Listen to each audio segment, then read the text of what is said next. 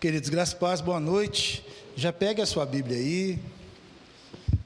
Pegue a sua Bíblia, levante ela o mais alto que você puder aí. Os meninos vão colocar ali. Vamos lá? Esta é a minha Bíblia. Eu sou o que ela diz que eu sou. Eu tenho o que ela diz que eu tenho. Eu posso fazer o que ela diz que eu posso fazer. Hoje eu serei tocado pela palavra de Deus. Eu audaciosamente confesso que a minha mente está alerta, o meu coração está receptivo. Eu nunca mais serei o mesmo. Eu estou pronto para receber a incorruptível, a indestrutível, sempre viva semente da palavra de Deus. Eu nunca mais serei o mesmo. Nunca, nunca, nunca, em nome de Jesus, amém, aleluia. Você pode dar uma glória a Deus aí no seu lugar, queridos? Pode se assentar. Nosso Deus é bom, em todo tempo Deus é bom. Queridos, hoje, nessa noite, nós vamos falar sobre um tema que diz: de um coração endurecido vem as ruínas. De um coração endurecido vem as ruínas. Abra sua Bíblia comigo aí em Jeremias capítulo 2, versículo 11. Jeremias 2, versículo 11. Jeremias capítulo 2, versículo 11. Está escrito assim: houve alguma nação que trocasse os seus deuses, posto que não eram deuses? Todavia, o meu povo trocou a sua glória por aquilo que de nenhum proveito tem. Espantai-vos disso, ó céus, e horrorizai-vos, ficai estupefatos, diz o Senhor, porque dois males cometeu o meu povo a mim: me deixaram um manancial de águas vivas e cavaram cisternas rotas que não retêm águas. Aí, adianta um pouquinho aí em Jeremias, você vai abrir no 37 e nós vamos ler aqui o versículo 1. Jeremias 37, e nós vamos ler o versículo 1 e o versículo 1 e 2. Jeremias 37, 1 e 2. Está escrito assim: Ezequias, filho de Josias, e a quem Nabucodonosor, rei da Babilônia, constituíra rei na terra de Judá, reinou em lugar de Conias, filho de Joaquim, mas nem ele, nem os seus servos, nem o povo da terra deram ouvidos à palavra do Senhor, que falou por intermédio de Jeremias, o profeta. Amém, queridos? Lembra esses dois textos da palavra de Deus? Nós vamos deixar ele aqui para pano de fundo. Daqui a pouco nós vamos voltar novamente nesses dois textos aqui. Mas antes disso eu quero aqui introduzir alguma coisa aqui para que nós possamos entrar aqui nesses dois textos. Exemplo, aqui está dizendo os textos de uma forma bem objetiva que o povo de Israel errou e pecou contra o Senhor, o abandonando. Amém? Eu, de certa forma, até falei, nós estávamos na célula, conversando quinta-feira, na célula Fruto do Espírito, e no momento ali de debate, ali, né, discussão sobre o tema ali da célula, eu falei que eu não acredito que as pessoas errem porque elas simplesmente têm o desejo, um prazer de errar. Estou doidão para poder errar, estou querendo fazer as coisas erradas, estou a fim de me afundar no pecado, de me afundar nas coisas erradas, mas eu não acredito que as pessoas têm esse desejo no seu coração de uma forma consciente. Mas as pessoas cometem erros, acho que em primeiro lugar porque muitas vezes elas não recebem a revelação completa da palavra de Deus. Então elas, por não receber a revelação, elas se tornam pessoas fáceis, se tornam pessoas fáceis para serem enganadas pelo pecado. E isso vai fazer com que elas possam cometer diversos erros e, consequentemente, ir por um caminho de ruínas. É tão interessante que a palavra de Deus, e na nossa jornada, ao longo de toda essa caminhada, é tão interessante que muitas vezes as pessoas, tinham uma vida totalmente distorcida, uma vida totalmente do lado avesso, e ela conhece Jesus, ela conhece a palavra de Deus, e então essas pessoas têm a sua vida agora totalmente restauradas e mudadas pelo Senhor. Porque a palavra de Deus, o Evangelho, é algo poderoso e é algo sobrenatural sobre a vida daqueles que são seus ouvintes, e deixa essa palavra penetrar em seu coração.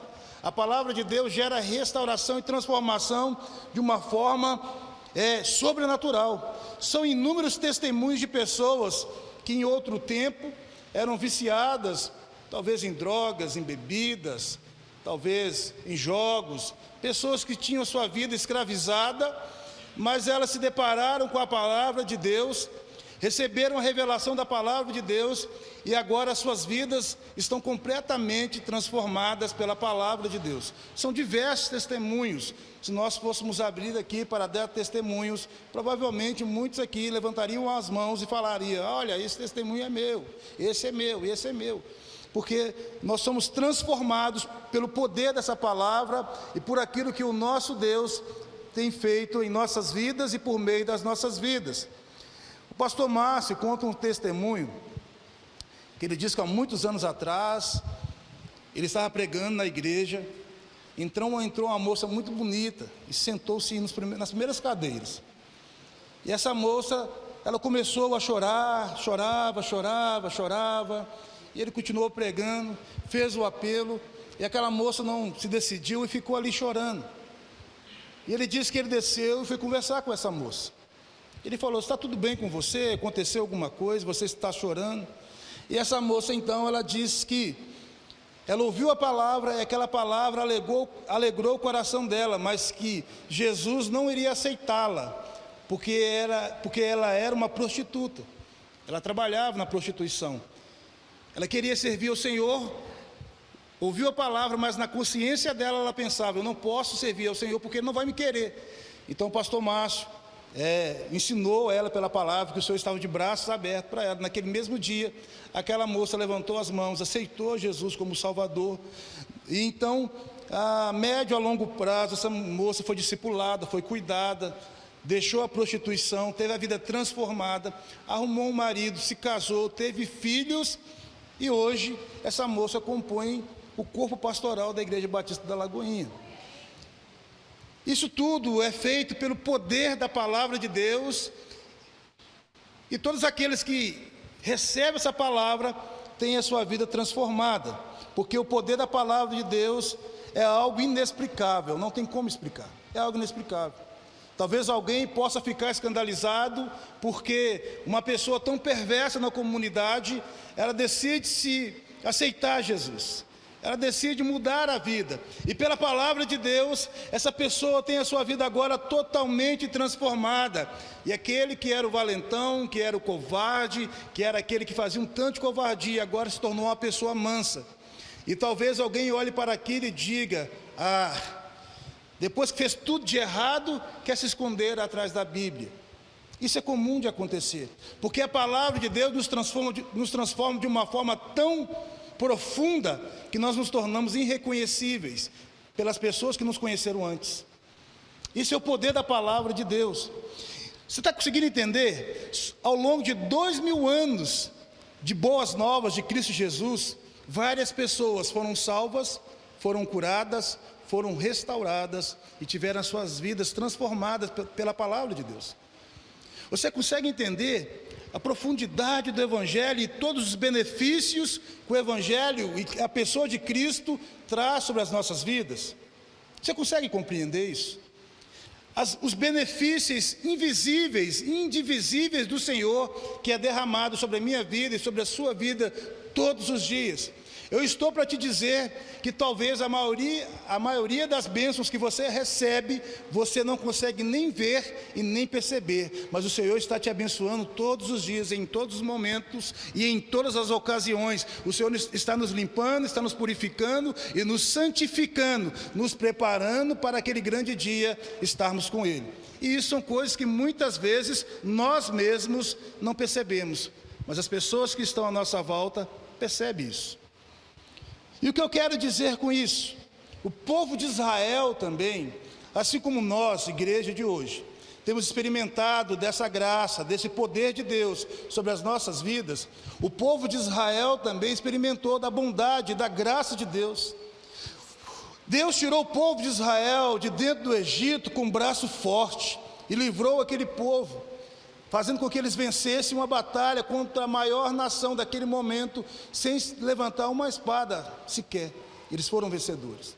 Deus, por diversas vezes, livrou o povo de Israel dos seus inimigos, das outras nações que queriam afligir Israel. Por vezes, eles andavam em volta de uma cidade, até que as muralhas caíssem, e Deus lhe desse a vitória. Por vezes, Deus deu vitória para o povo, sabe como? Olha, vem um exército poderoso lá. A direção minha para você, Israel, é simplesmente que vocês façam o alarido de guerra, façam um barulho, cante, faz barulho. E o exército recuou com medo, por conta daquele barulho. O Senhor, em todo o tempo, deu diversas vitórias para o povo de Israel. E sabe o que me gera espanto? É o que nós acabamos de ler aqui em Jeremias 2:11. Esse povo, assim como nós, que recebemos tanto da parte do Senhor, esse povo também recebeu por um período. E agora esse povo decide abandonar o seu Deus. Decide abandonar aquilo que o Senhor estabeleceu sobre a vida deles. Olha que interessante. Voltando aqui em Jeremias 2:11. Olha Deus, através do profeta, perguntando: houve alguma nação que trocasse o seu Deus, posto que não eram deuses? Primeiro ele pergunta: por um acaso já alguma nação que servem deuses falsos, que servem deuses que não podem fazer nada, que servem deuses que nunca conseguiu livrá-los da minha mão, que servem deuses que são apenas enfeites, por um acaso, alguma dessas nações que servem deuses inúteis, já os abandonaram? O Senhor questionando. Por um acaso, alguma dessas nações já os abandonaram?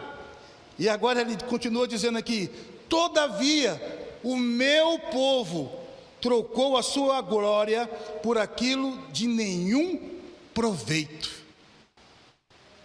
Deus está dizendo: olha, tem um povo que serve um Deus que, se fosse em um outro país, de repente alguém achasse interessante, isso aqui poderia ser um Deus para ele. Um povo que serve um Deus que não serve para nada, a não ser para colocar um microfone, se não serve para nada. Por um acaso alguém já abandonou esse Deus? Não. As nações continuam mantendo fidelidade a um Deus que não existe. Mas agora o meu povo, que eu já livrei, que eu já dei diversas bênçãos, que eu tenho conduzido eles por um caminho de aperfeiçoamento, agora o meu povo está me abandonando, está abandonando a minha glória, a minha presença, por aquilo que não tem proveito nenhum. É isso que Deus está dizendo para o povo de Israel. E continuando aqui, agora olha só que interessante o que Deus faz aqui através da vida de Jeremias. Ele diz assim: espantai-vos disso, ó céus, e horrorizai-vos, ficai estupefatos, diz o Senhor. É Deus falando para os céus: olha, anjos, querubins, serafins, todos os seres celestes, fique horrorizado com isso. O meu povo está me abandonando por aquilo que não tem proveito nenhum, está abandonando um Deus poderoso, um Deus que os livra, um Deus que os guarda, por aquilo que não tem proveito nenhum. Fique espantado, ó céus, porque eu creio que no mundo espiritual o céu olha para aquilo e fica assim: meu Deus do céu, o que esse povo está fazendo? O que esse povo está arrumando? Para onde que eles estão indo? O que eles estão buscando? E continua aqui, porque 2 males cometeu o meu povo. A mim me deixaram o manancial de águas vivas e cavaram cisternas rotas que não retêm a água. O meu povo abandonou o manancial de água viva que flui, água viva que traz vida todos os dias, e agora com as próprias mãos, porque o texto diz que eles cavaram, eles buscaram, eles quiseram, eles escolheram cavar uma cisterna rota. O que é uma cisterna rota? Uma cisterna trincada. Põe água, põe ali e vai embora a água. E sempre que as pessoas olham para uma cisterna rota, ele vai pegar e vai querer lançar um balde lá para poder pegar a água, vai bater e vai fazer pó, barulho de tem seco, e vai puxar só pó e areia, porque não vai ter nada lá dentro.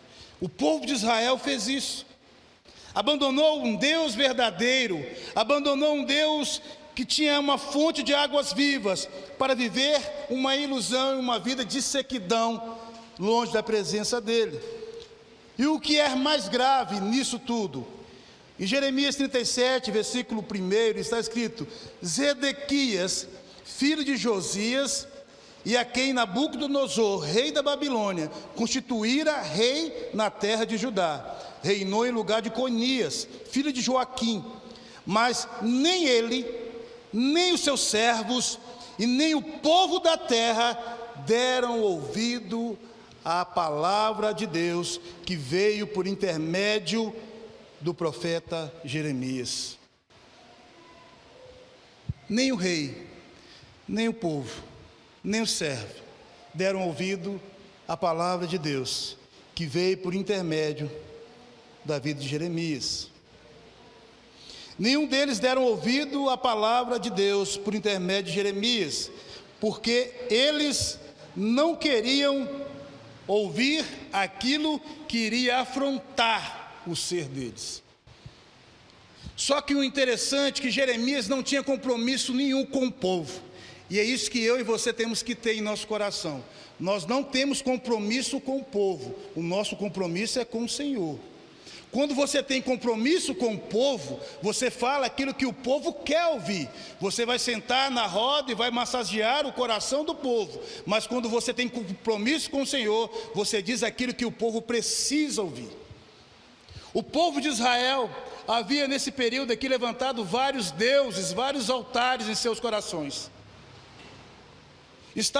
Eles tinham Deus, eles tinham um altar para Deus, mas eles tinham vários deuses que eles levantavam para si.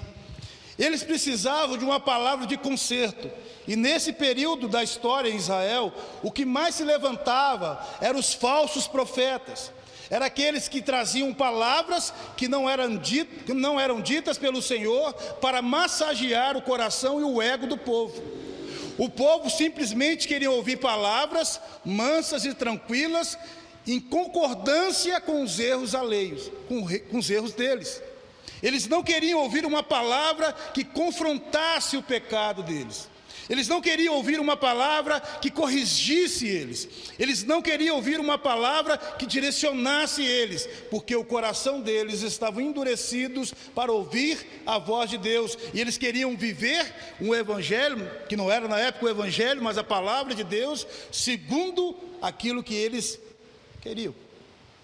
Que Deus o aceitasse a eles como eles eram. Muitas vezes também, nesse período, é comum acontecer isso. Queridos, por vezes nós abrimos ali as redes sociais e algumas vezes nos deparamos com pessoas muito famosas, trazendo algumas palavras, ou tendo alguma interpretação da palavra, que não é condizente com o contexto da palavra no completo. Pessoas que pegam textos isolados e lançam nas redes sociais e pregam sobre aquele pequeno trecho e faz uma doutrina sobre aquele pequeno trecho.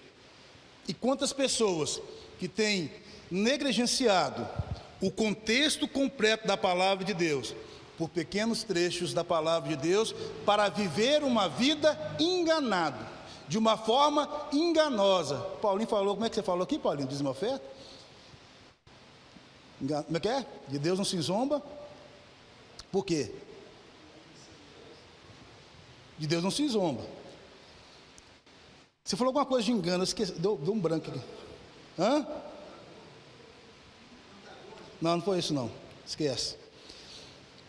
Ou seja, as pessoas queriam ouvir coisas que massageassem o ego dela. Sabe de uma coisa, querido? Todo mundo gosta de ouvir palavras bonitas e palavras que nos agradem, né? Você chega na casa de uma pessoa, você quer ser bem recebido. Você quer receber uma palavra ali, né? Ninguém gosta de ouvir muita verdade. É tão interessante que somente aqueles que querem o seu bem estão dispostos a falar para você a verdade. Somente aqueles que querem o seu bem. Muitas vezes numa reunião dessa aqui, cheia, né? Chega um irmão com a barguinha aberta, né? Todo mundo está vendo. Oh, a barguinha dele está aberta. Nossa, misericórdia. Não está vendo isso não? Mas só o verdadeiro amigo vai chegar para ele e vai dizer assim: sua barguinha está aberta, fecha ela aí. Talvez chegue alguém, não percebeu? Sai uma secreçãozinha assim, né? Só limpa aí. Mas muitas vezes nós vemos e vou falar nada. E eu não tem nada a ver com isso. Mas quem é amigo de verdade fala: limpa aí.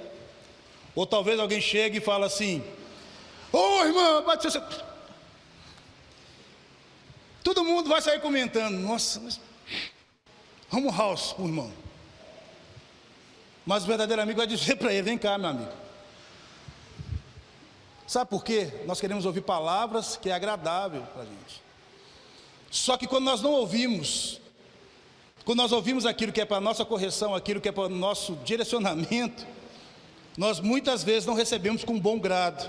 E foi o que aconteceu com o povo de Israel.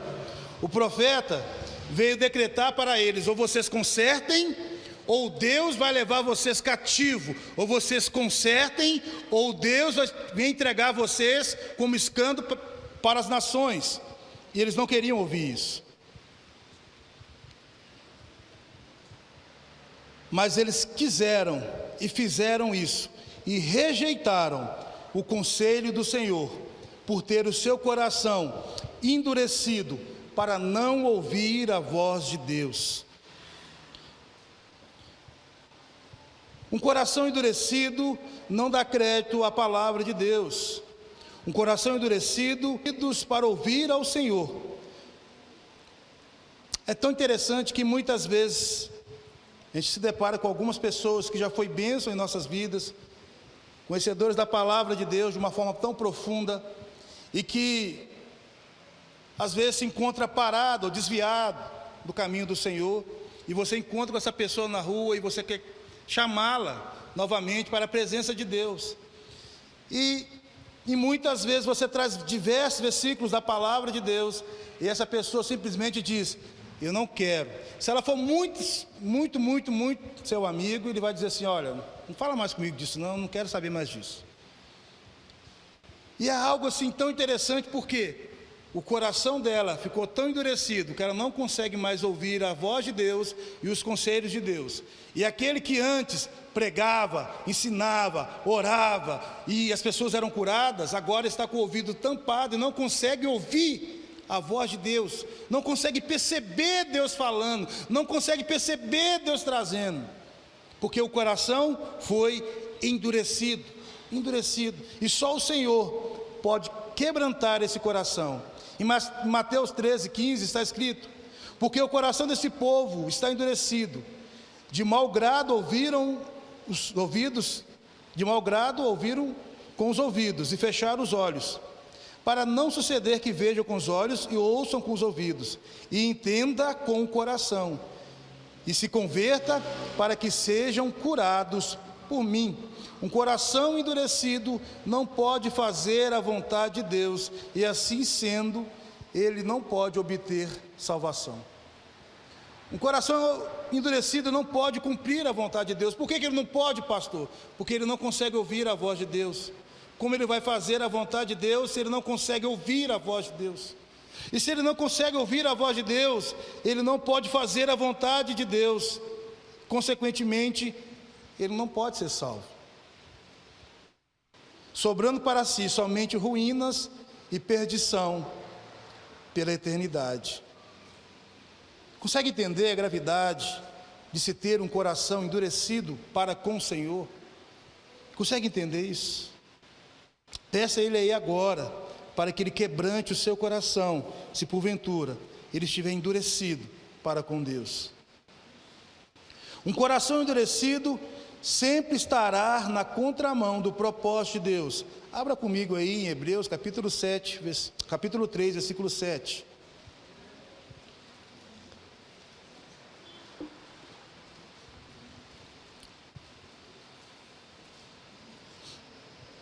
Em Hebreus, capítulo 3, versículo 7,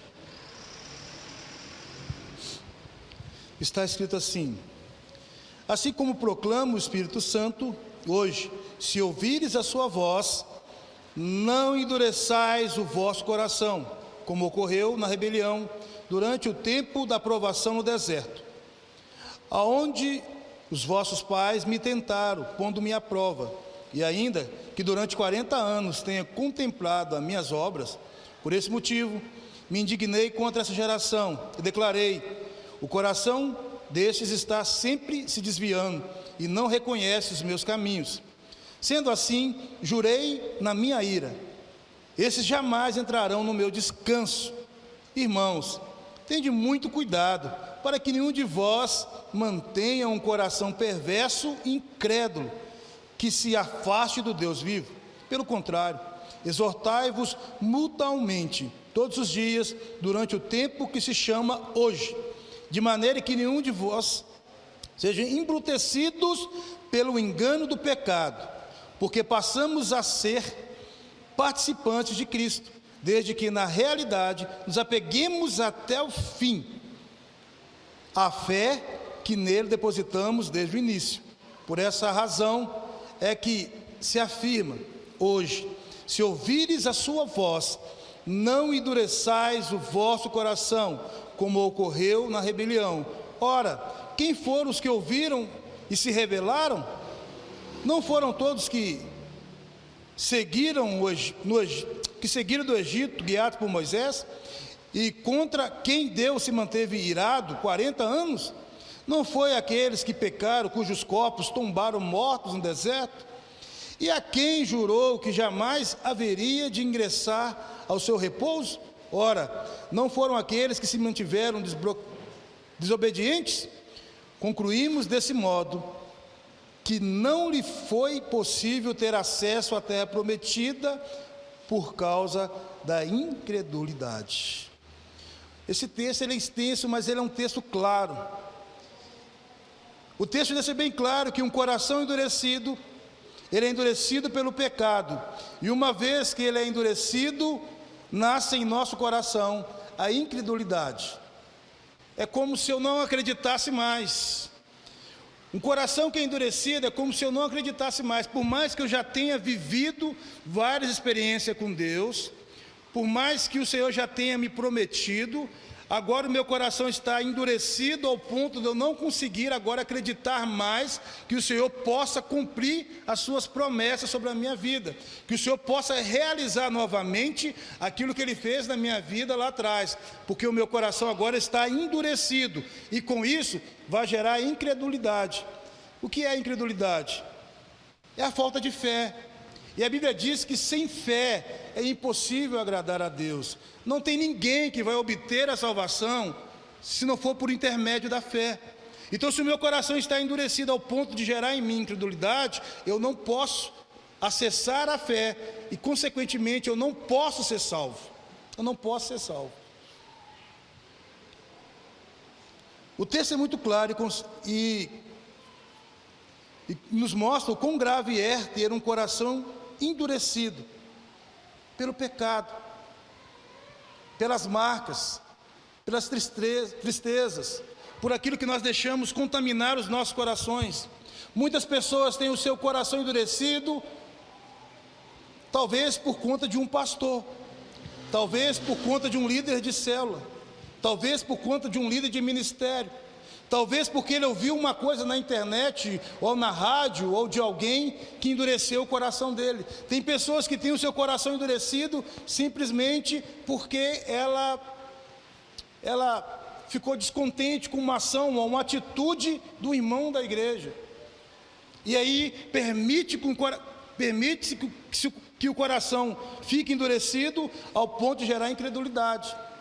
E geralmente, se você for alguém que for te fazer visita, e alguém que vá nas casas das pessoas, né, geralmente os líderes de célula fazem isso, né, nós também na função pastoral fazemos muito isso, os líderes de ministério, e quando você vai atrás de alguma pessoa que está um pouco afastada, raramente a pessoa ela não vai dizer que ela ficou entristecida com alguma coisa que aconteceu. Pode ser de alguma atitude simples até uma atitude muito radical, que entristece o coração das pessoas. Isso faz com que o coração fique endurecido ao ponto de não ter mais credulidade. Agora fica uma pessoa incrédula, ela não acredita mais. Porque eu não acredito mais nos homens, e você está correto em acreditar nos homens, acredita em Deus. A nossa fé tem que ser depositada em Deus, a nossa esperança tem que ser depositada em Deus. É Ele que é o nosso refúgio, é Ele que é a nossa fortaleza. Se eu e você formos pautarmos a nossa fé em pessoas, nós vamos ter o nosso coração endurecido brevemente. Mas se nós depositarmos a nossa fé no nosso Senhor, que é a nossa fortaleza, nunca teremos o nosso coração endurecido. Consegue entender isso?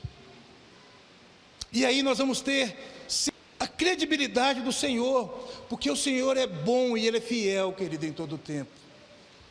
Por diversas vezes na minha caminhada, eu me frustrei com diversos homens, mas em todas as vezes eu fui ao Senhor, e o Senhor confortou o meu coração e disse: siga, siga, siga.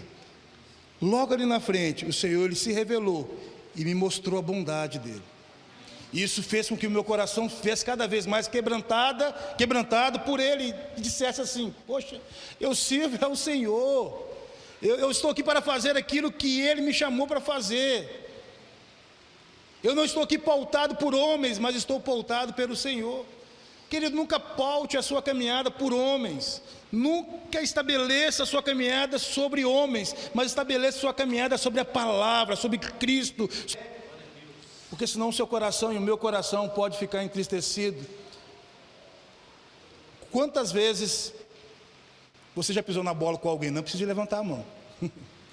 Não faz uma alta acusação aí não. Mas provavelmente, por diversas vezes, você já pisou na bola com alguém. E por diversas vezes, as pessoas pisam na bola com a gente também.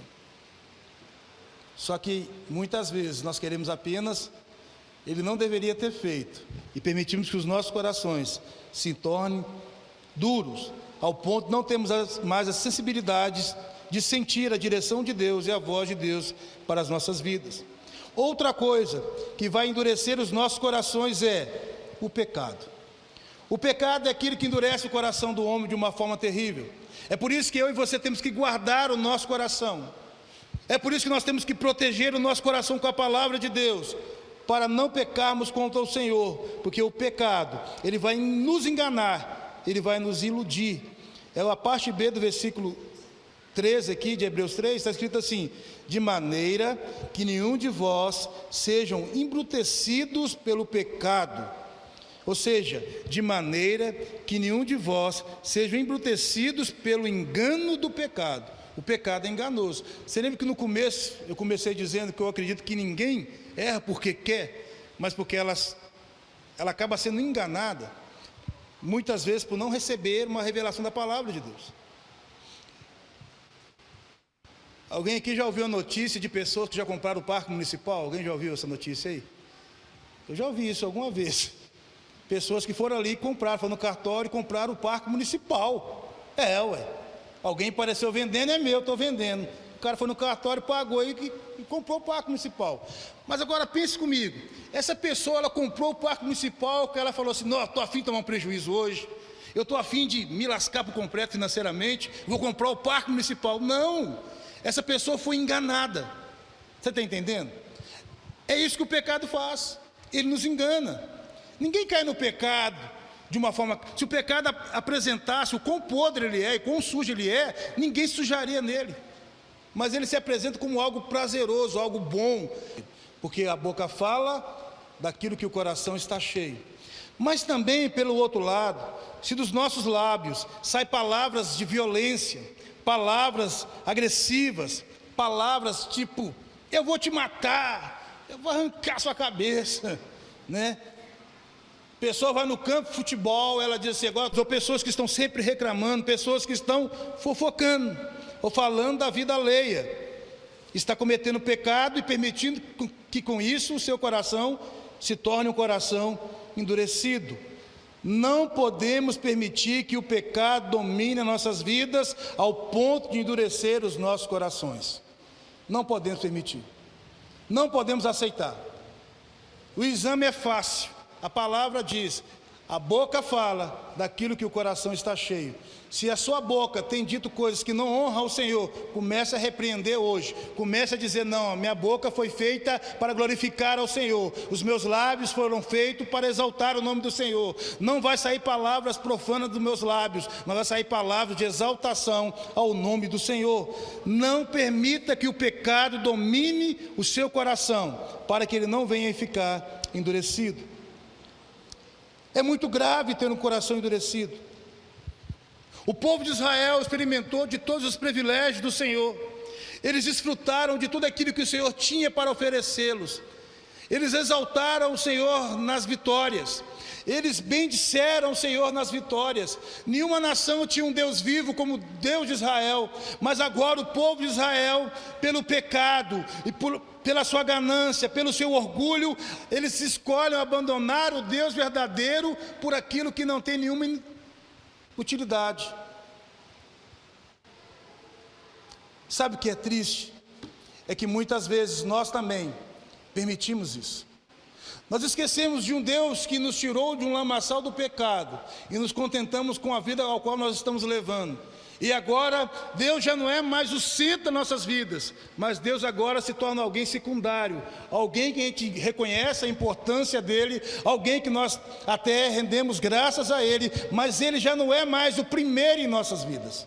Agora ele ocupa algum lugar de importância, mas não é o lugar do principal. Deus, ele não aceita ficar em segundo plano. A revolta de Deus com o povo de Israel aqui é exatamente porque o povo de Israel continuava adorando a Deus. O rei estava aqui consultando o profeta de Deus, mas em detrimento a isso, eles tinham em suas casas vários altares de adorações a outros deuses, e Deus não aceita isso. Assim também não adianta eu e você no dia de hoje dissermos, eu amo ao Senhor, Ele é o Senhor da minha vida, se eu permitir levantar outros altares de outros deuses estranhos sobre a minha vida. E são tantas coisas que nós podemos erguer como Deus em nossas vidas. Tantas coisas. Algumas pessoas erguem o lazer como Deus em suas vidas. Outros, a riqueza. Outro, um descanso. Outro, a família. Tantas pessoas erguem tantas coisas e colocam num patamar de Deus, se equivalendo a Deus, e está errado, e Deus não aceita, Deus não permite. Deus, Ele quer ser exclusivo, Ele quer ser um na minha vida e na sua vida. Muitas vezes nós olhamos para esse texto e reprovamos Israel, e dizemos, que povo rebelde, que povo de coração duro, que povo ingrato, que povo terrível. E muitas vezes eu e você estamos cometendo os mesmos erros. Só trocamos os deuses, colocamos deuses diferentes, mas não colocamos Deus como centro da nossa vida. Não vivemos para a glória de Deus, não vivemos para que Deus possa fazer a vontade dele em nossas vidas. Não, nós queremos que Deus faça as nossas vontades, como se Deus fosse o nosso mordomo para fazer aquilo que nós queremos, não aquilo que Ele quer. Entenda uma coisa, eu e você, a partir do momento que nós aceitamos a Jesus, a declaração não é Jesus como Salvador, a declaração é Jesus como Senhor, e depois Salvador das nossas vidas. Se Ele nunca for Senhor, Ele nunca poderá ser o Salvador da sua vida. Em primeiro lugar, Ele precisa ser Senhor, para depois ser o Salvador da minha vida e da sua vida. O que é ser Senhor, pastor? Ser Senhor é aquele que governa, é aquele que dá as direções, aquele que está debaixo do senhorio e não tem vontade própria. Ele vive para cumprir a vontade do seu Senhor. Aquele que está debaixo de um senhorio, ele está disposto a cumprir tudo aquilo que o seu Senhor determinar, não aquilo que é a sua vontade. Quando nós dizemos, Jesus é meu Senhor e Salvador, eu tenho que entender que eu tenho que viver para a glória dEle, para fazer a vontade dEle, não mais as minhas vontades, porque agora eu tenho um Senhor sobre a minha vida, e consequentemente, Ele se torna o meu Salvador e o seu Salvador. Mas se Ele não for Senhor na sua vida, assim como o cara que comprou o parque municipal, você está sendo enganado pelo pecado. Você está sendo enganado pelas mentiras de Satanás, porque se Jesus nunca for Senhor na sua vida, nunca Ele poderá ser o seu Salvador e o meu Salvador. Primeiro Ele precisa ser Senhor, e depois Ele será o meu Salvador e o seu Salvador. No meu coração não pode ter espaço para outros deuses. No meu coração e no seu coração há espaço só para um Deus. Só Ele pode preencher esse espaço, e esse Deus é o Deus vivo e verdadeiro. Esse Deus é o Deus que morreu na cruz. Esse Deus é o Deus que se entregou por mim e por você. Esse Deus é um Deus que derramou o seu amor de uma maneira extraordinária, que o mundo lá fora se escandaliza com esse amor, mas Ele derramou isso por mim e por você, por escolha própria, porque um dia Ele nos amou, e a única coisa que Ele quer que nós façamos hoje é tê-lo como Senhor e Salvador em nossas vidas. O povo de Israel cometeu um pecado terrível, e talvez essa palavra venha para mim e para você nessa noite, para que nós não venhamos cometer o mesmo pecado, para que nós não venhamos ser enganados pelo engano do pecado, porque ele vai nos ludibriar. Que ele não pense em você, mas Satanás, ele vai tentar nos iludir de várias maneiras. Paulinho falou aqui em Gênesis, quando ali a serpente enganou a mulher, juntamente com o homem, eles foram enganados. Uma terça parte do anjo foi enganado. E se eu e você não estivermos com a mente de Cristo, nós também seremos enganados, e é muito fácil enganar. Mas antes que nós possamos pedir ao Senhor, Senhor, eu não quero ter um coração embrutecido ou endurecido, eu quero ter um coração quebrantado na sua presença, como o salmista diz no Salmo 34, 18, o Senhor está perto dos que têm coração quebrantado e salvam os de espírito abatido. O salmista também diz no Salmo 147, versículo 3, só Ele cura o de coração quebrantado e cuida das suas feridas. E também diz no Salmo 51, 10, Davi diz assim, ó meu Deus, cria em mim um coração puro, renova dentro de mim um espírito inabalável, não afaste de mim a tua presença, e nem tires de mim o teu espírito.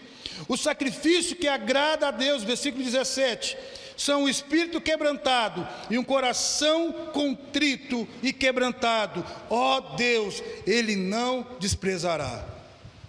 Um coração quebrantado e contrito, Deus não desprezará. Mas um coração endurecido, embrutecido, Deus não pode tê-lo para com Ele. Coloque sobre os seus pés.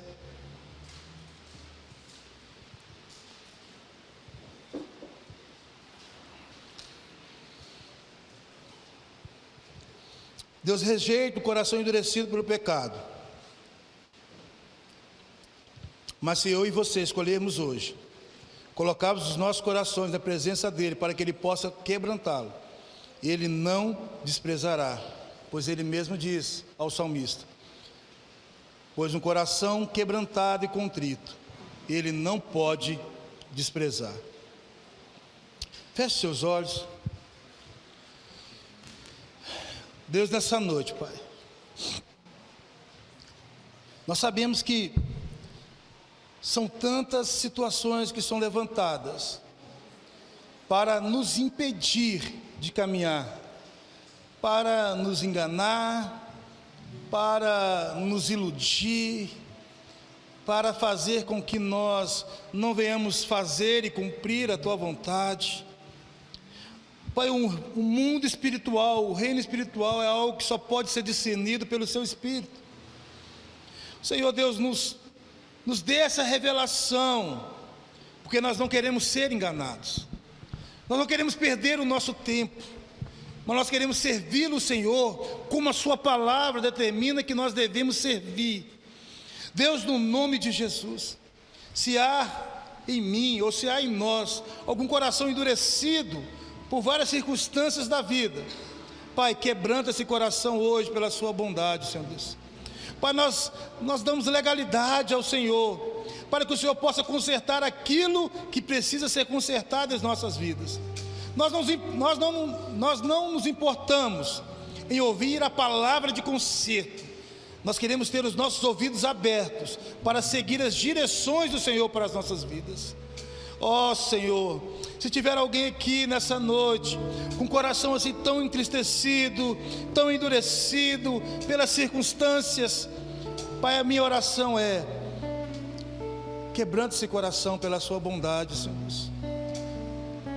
A minha oração é, Senhor Deus, para que o Senhor possa fazer algo assim de uma forma extraordinária sobre a vida de cada um dos meus irmãos.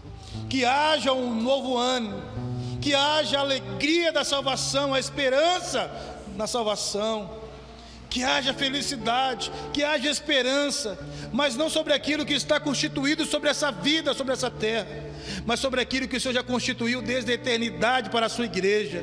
E nós queremos ser participantes, nós queremos ser co-herdeiros com Cristo de tudo aquilo que Ele conquistou para nós ali na cruz do Calvário, Senhor Deus. Mas nós sabemos que se o nosso coração estiver endurecido, nós não poderemos ser sensíveis ao Senhor, não poderemos ouvir a Sua voz, e então nós iremos partir para um caminho de incredulidade. Mas nós queremos ter um coração quebrantado na Sua presença, humilde e contrito, porque esse o Senhor não pode desprezar. Esse ouve as Suas direções e obedece. Esse se arrepende do mal e trilha o caminho que o Senhor propõe. Pai, nós Te louvamos, ó Pai, por isso, Senhor Deus, porque o Senhor está sobre todas as coisas. E talvez com os olhos fechados ainda, tenha alguém aqui nessa noite que não aceitou a Jesus como seu Salvador, que não se decidiu por Cristo, não tomou uma decisão. E talvez você pode estar aqui nessa noite e seu coração possa estar até endurecido. Deixa eu dizer para você uma coisa: o Senhor do impossível pode fazer todas as coisas sobre a sua vida.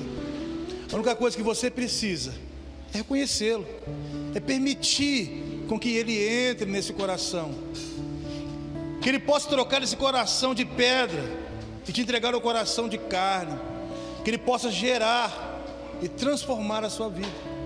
Tem alguém nessa noite que deseja aceitar Jesus como seu Salvador?